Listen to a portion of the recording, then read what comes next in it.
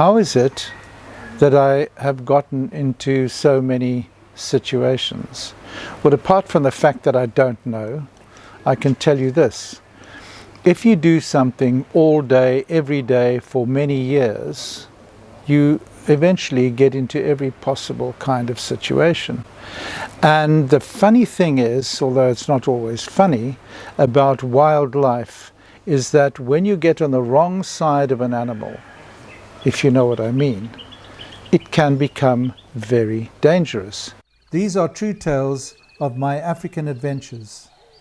May this inspire you, deter you, caution you, and above all, entertain you.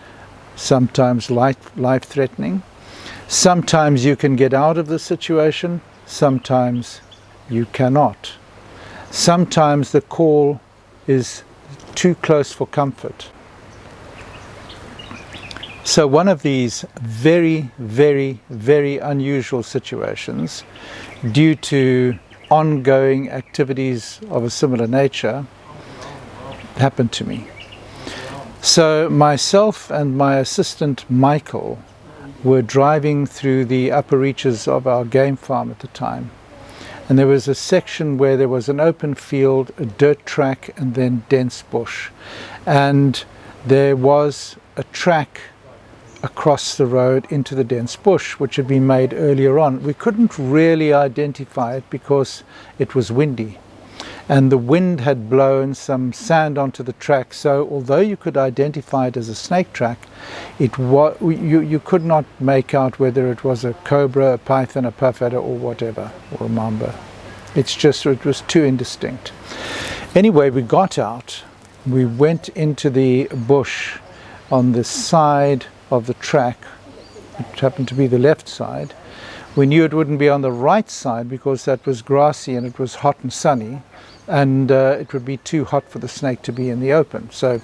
And we couldn't see the directions of the track because of the wind having blown dust on it.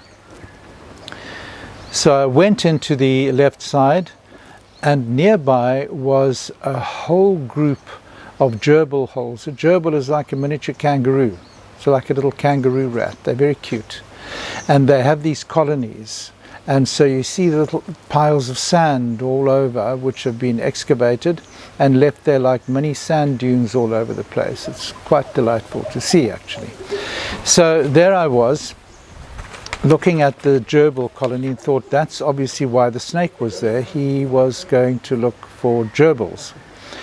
And presently I saw a track going into one of the gerbil holes, coming out again, going into another gerbil hole, coming out again, going into another gerbil hole. And the snake was obviously going from hole to hole, just checking if there was a resident at home.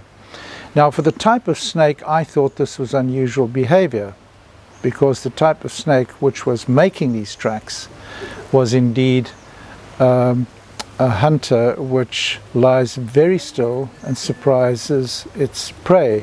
He doesn't actively pursue his prey. So this in and out continued until eventually it went in and didn't come out. So I thought, okay, he might have gone down this hole, so I'm going to look to see if I can spot his tail or anything, and then it's easy, very sandy, we can dig it up, because I'd like to know what it is. So in order to look down the hole, I had to lie on my stomach, because the holes go in at around 45 degrees, so you have to lie down to look into the hole. Now, Michael, my assistant, was given my grab stick, and he was standing there. He is very good in the bush, very good eyes, very keen, and had learnt to capture snakes. He could capture any snake. And he was my assistant for the day. He'd been with me for many years. So I shed my bag, gave my snake stick, my grab stick to Mike, and I started to go down as if doing a push-up.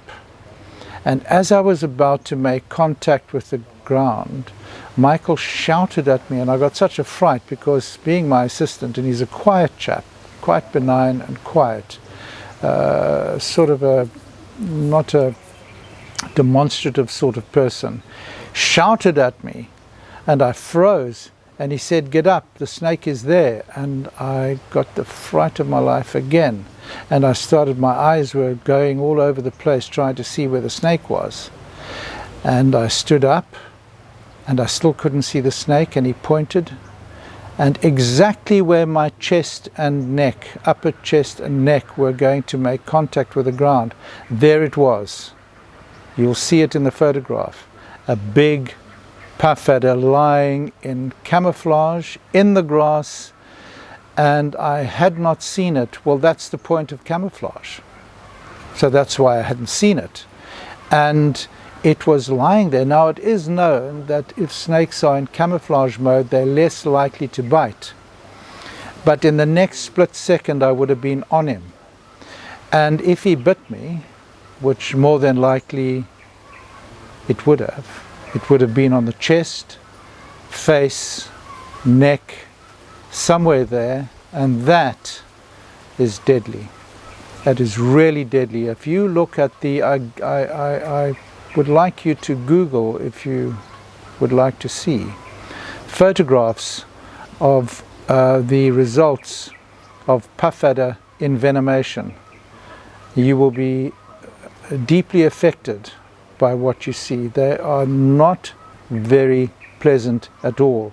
And you can translate what you see. If you Google the effects of puff adder envenomation, translate that to a bite on the neck, or the upper chest, or the face, and you will know exactly what I mean.